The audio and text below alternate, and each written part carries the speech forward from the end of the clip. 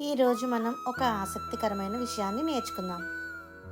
సాధారణంగా మనం ఏదైనా ఆట ఆడుతున్నప్పుడు లేదా స్కూల్లో ఉన్నప్పుడు నేనే ఫస్ట్ ఉండాలి, నాకే అన్నీ కావాలి అని పట్టుబడుతూ ఉంటాం కదా.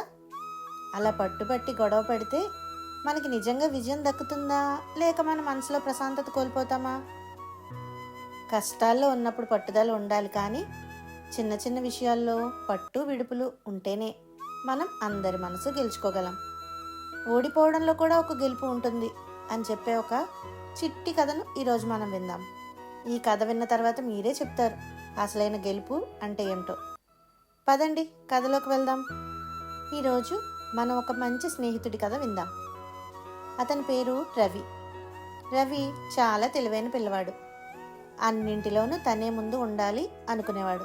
కానీ ఒకరోజు ఏం జరిగిందంటే, ఒక అందమైన సాయంత్రం రవి సైకిల్ తొక్కుకుంటూ ఐస్ క్రీం బండి దగ్గరికి వెళ్ళాడు.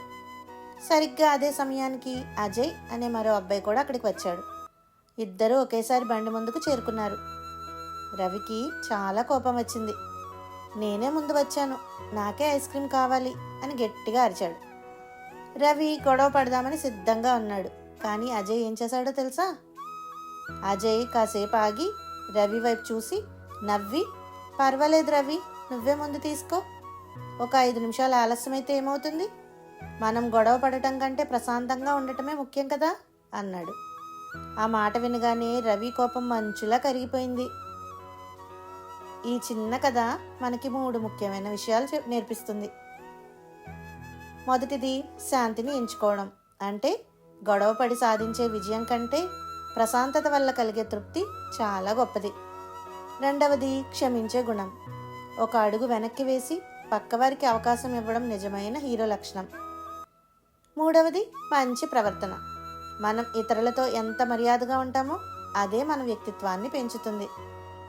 చిన్న చిన్న విషయాల కోసం గొడవ పడటం వల్ల మన మనసు పాడవుతుంది. 5 నిమిషాలు ఆలస్యమైనా పర్వాలేదు, కానీ ఎవరితోనూ గొడవ పడకుండా ప్రశాంతంగా ఉండటమే నిజమైన విజయం. అవునంటారా కాదంటారా?